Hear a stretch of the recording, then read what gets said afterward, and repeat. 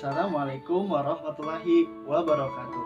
Perkenalkan, nama saya Abdul Hakim. Saya dari Prodi Pendidikan Ekonomi, Fakultas Ilmu Pendidikan. Adanya saya di sini, saya ingin menuntaskan salah satu tugas ujian akhir semester mata kuliah pengantar ekonomi dan bisnis. Berikut adalah materi.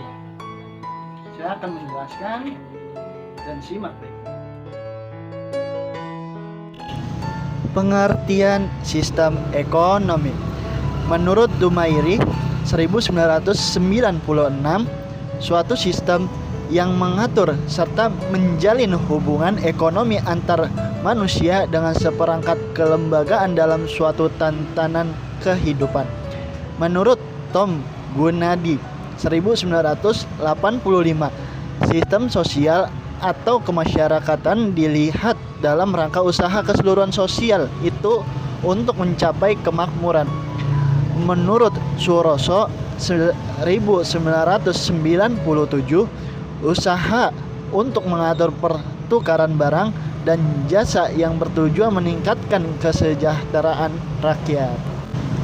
Macam-macam sistem perekonomian. 1. Ada sistem ekonomi tradisional. 2. Ada sistem ekonomi pasar atau liberal atau bebas atau kapitalis. Yang ketiga, sistem ekonomi sosialis, komando, terpusat atau komunis. Yang terakhir ada sistem ekonomi campuran. Sistem ekonomi tradisional. Sistem ekonomi tradisional merupakan sistem ekonomi yang diterapkan oleh masyarakat tradisional secara turun-temurun dengan hanya mengandalkan alam dan tenaga kerja atau rinto. Ciri-ciri sistem ekonomi tradisional.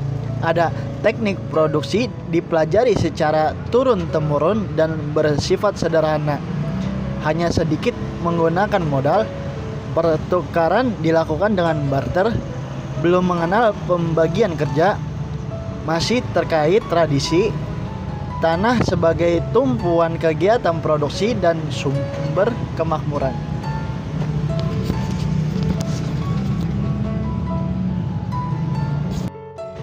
Kebaikan sistem ekonomi tradisional. Ada tidak terdapat persaingan yang tidak sehat, hubungan individu sangat erat. Ada juga masyarakat merasa sangat aman karena tidak ada beban berat yang harus dipikul. Dan yang terakhir ada juga tindak individualistis.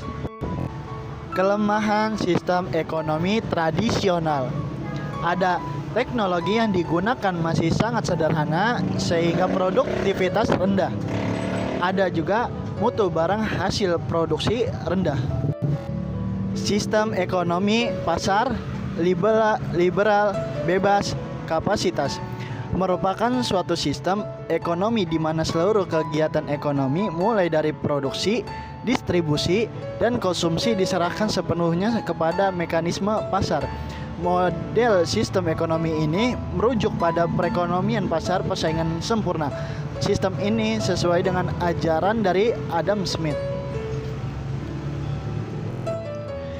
Ciri-ciri sistem ekonomi pasar liberal bebas kapasitas. Ciri-ciri sistem ekonomi pasar liberal bebas kapasitas. 1. Setiap orang bebas memiliki barang termasuk barang modal. 2. Setiap orang bebas menggunakan barang dan jasa yang dimilikinya. 3. Aktivitas ekonomi ditujukan untuk memperoleh laba. 4. Semua aktivitas ekonomi dilaksanakan oleh masyarakat swasta. 5. Pemerintah tidak melakukan intervensi dalam pasar. 6. Persaingan dilakukan secara bebas. 7. Peranan modal sangat vital. Kebaikan sistem ekonomi pasar liberal bebas kapasitas. 1. Membutuhkan inisiatif dan kreasi masyarakat dalam mengatur kegiatan ekonomi. 2. Setiap individu bebas memiliki sumber produksi. 3. Munculnya persaingan untuk maju. 4. Barang yang dihasilkan bermutu tinggi karena barang yang tidak bermutu tidak akan laku di pasar. 4. Efisiensi dan efektivitas tinggi karena setiap tindakan ekonomi didasarkan atas motif mencari laba. Kelemahan sistem ekonomi pasar liberal bebas kapasitas. 1. Sulitnya melakukan pemerataan pendapatan. 2. Cenderung terjadi eksploitasi kaum buruh oleh para pemilik modal. 3. Munculnya monopoli yang dapat merugikan masyarakat. 4. Sering terjadi gejolak dalam perekonomian karena kesalahan alokasi sumber daya oleh individu. Sistem ekonomi sosial komando terpusat komunis merupakan suatu sistem di mana peran pemerintah sangat dominan dan berpengaruh dalam mengendalikan perekonomian. Pada sistem ini, pemerintah menentukan barang dan jasa apa yang diproduksi dengan cara atau metode bagaimana barang tersebut diproduksi, serta untuk siapa barang tersebut diproduksi. Contoh, negara yang menggunakan sistem perekonomian ini adalah Cina, Rusia, Kuba. Sistem ini berdasarkan pandangan dari Karl Marx. Ciri-ciri sistem ekonomi sosial komando terpusat komunis. 1. Semua alat dan sumber daya didiskusi oleh pemerintah. 2. Hak milik perorangan tidak diakui. 3. Tidak ada individu atau kelompok yang dapat berusaha dengan bebas dalam kegiatan perekonomian. 4. Kebijakan perekonomian diatur sepenuhnya oleh pemerintah. Kebaikan sistem ekonomi sosial komando terpusat komunis. 1. Pemerintahan lebih mudah mengendalikan inflasi, pengangguran, dan masalah ekonomi. 2. Pasar barang dalam negeri berjalan lancar. 3. Pemerintah dapat turut campur dalam pembentukan harga. 4. Relatif mudah melakukan distribusi pendapatan. 5. Jarang terjadi krisis ekonomi. Kelemahan sistem ekonomi sosial komando terpusat komunis. 1. Mematikan inisiatif individu untuk maju. 2. Sering terjadi monopoli yang merugikan masyarakat. 3. Masyarakat tidak memiliki kebebasan dalam memilih sumber daya. Sistem ekonomi campuran merupakan campuran sistem ekonomi pasar dan terpusat di mana pemerintah dan swasta saling berinteraksi dalam memecahkan masalah ekonomi. Dalam bentuk perekonomian campuran sumber-sumber ekonomi bangsa, termasuk faktor-faktor produksi yang dimiliki oleh individu atau kelompok swasta. Di samping sumber tertentu dikuasai oleh pemerintah pusat atau pemerintah daerah atau pemerintah setempat. Karena itu, di dalam sistem ekonomi campuran dikenal paling tidak dua sektor, yaitu swasta dan negara. Ciri-ciri sistem ekonomi campuran. 1. Merupakan gabungan dari sistem ekonomi pasar dan terpusat. 2. Pemerintah dapat melakukan intervensi dengan membuat peraturan, menetapkan kebijakan fiskal, moneter, membantu dan mengawasi kegiatan swasta. 3. Barang modal dan sumber daya yang vital dikuasai oleh pemerintah. 4. Peran pemerintah dan sektor swasta berimbang. Kebaikan sistem ekonomi campuran. 1. Menghindari free flight liberalisme.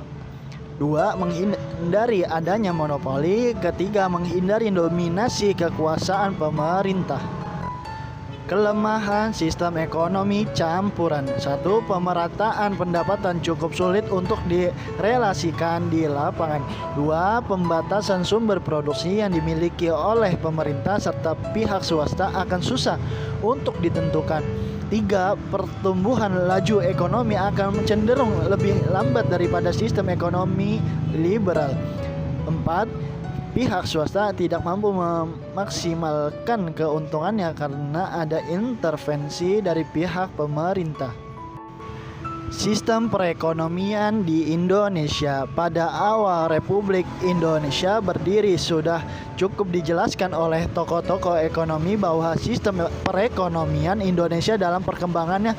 Pembicaraan tentang sistem perekonomian Indonesia tidak hanya berkisar pada sistem ekonomi campuran, tetapi mengarah pada suatu bentuk baru yang disebut sistem ekonomi Pancasila. Sistem ekonomi Pancasila, Mubiarto mengatakan, ekonomi yang dijiwai oleh ideologi Pancasila yaitu sistem ekonomi yang merupakan usaha bersama berasaskan kekeluargaan dan kegotong royongan nasional. Ciri-ciri sistem ekonomi Pancasila. 1. Roda perekonomian digerakkan oleh rangsangan ekonomi, sosial, dan moral. 2. Kehendak kuat dari seluruh masyarakat ke arah keadaan kemerataan sosial sesuai asas-asas kemanusiaan. 3. Prioritas kebijakan ekonomi adalah penciptaan perekonomian nasional yang tangguh, yang berarti nasionalisme menjiwai tiap kebijaksanaan ekonomi. Koperasi merupakan 4. Koperasi merupakan soko guru perekonomian dan merupakan bentuk yang paling konkret dari usaha bersama. 5.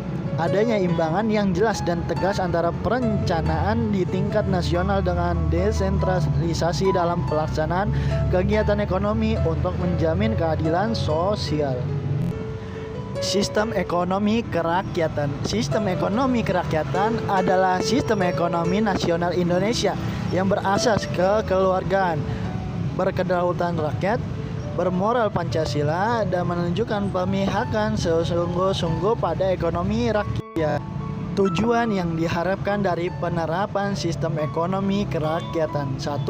Membangun Indonesia yang berdikari secara ekonomi, berdaulat secara politik, dan berkepribadian yang berkebudayaan. 2. Mendorong pertumbuhan ekonomi yang berkesinambungan.